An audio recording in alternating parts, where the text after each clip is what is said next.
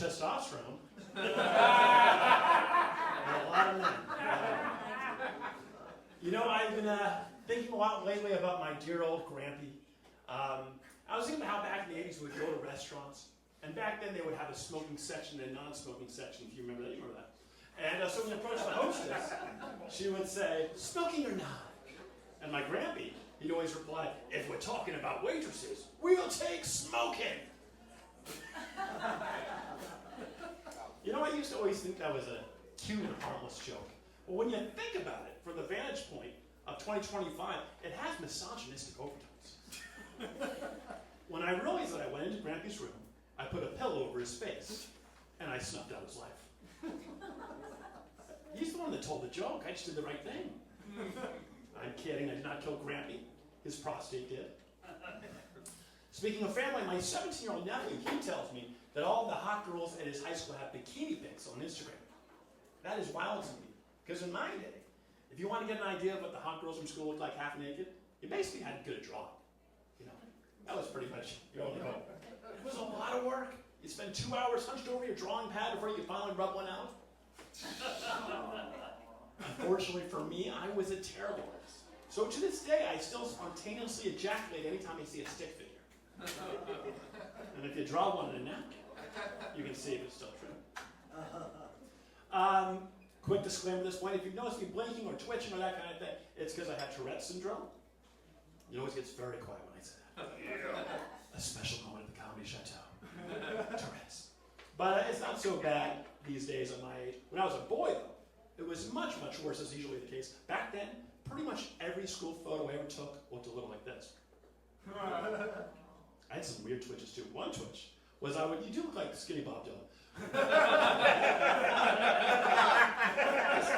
Looked over there. It's like Timothy Chalamet's body double. Yeah. But, fuck was I saying? So, oh yes, I had weird twitches. One twitch I had was I would compulsively look to my left. So I'd be standing like this. I'm just this. This all day long. I tell you, it got me in trouble with the movies. I'd be sitting in my seat. There'd be a guy to my left with his popcorn. And right as the lights would come down, that's when this guy would notice me doing this. What the fuck is wrong with you, kid? I can't help it. He'd throw his popcorn on me, very upset.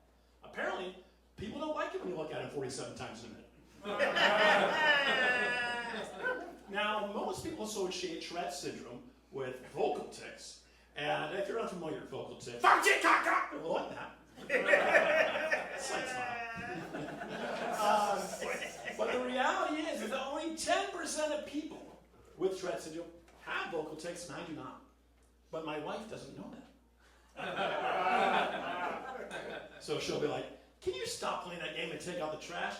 Fuck that. She's like, excuse me? Oh, honey, I'm sorry. Vocal tic. This man Tourette's syndrome. I suffered my whole life. It's got me out of a lot of trouble, I tell you. Speaking of family, speaking of the wife, we have 2 beautiful children. Thank you. Yeah. And 3 not so beautiful children. But I had a weird parent thing happen. I was in a parking lot. This guy comes up to me, this crazy guy, and he challenges me to a fight. This is right in front of my 11-year-old son.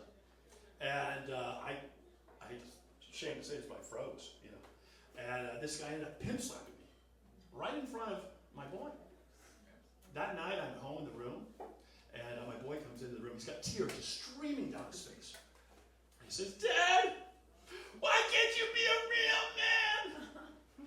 It's a very difficult moment. So I said to my son, you're the one who's crying, you little bitch. I do spend a lot of time around kids, though. And one of the things I've learned about spending time around kids is that they're way too casual and relaxed around adults. For example, you might not notice, kids will generally call an adult by their first name now. So I was at Little League practice. This little 90-pound pipsqueak comes rolling in. He goes, yo, what's up, Mike? I said, yo, what's up, Mike? I'm sorry, are we splitting a 6-pack? Are we co-workers in the break room? Did I run into you in aisles in the Home Depot? Because if none of those things are true, young man, it's Mr. Sport to you. Yeah, this kid goes, well, if you're going to be Mr. Sport, I'm going to be Mr. Anderson. I said, boy, I hope you don't go missing. I tell you what, back in my day, we never would have pulled that stuff. Because when I was a boy, most of the dads had been to Nam and killed a number of people. So when you're at your buddy's house and his dad was in the office drunk and ranting about the Viet Cong, you knew to be respectful. You knew to keep the noise down.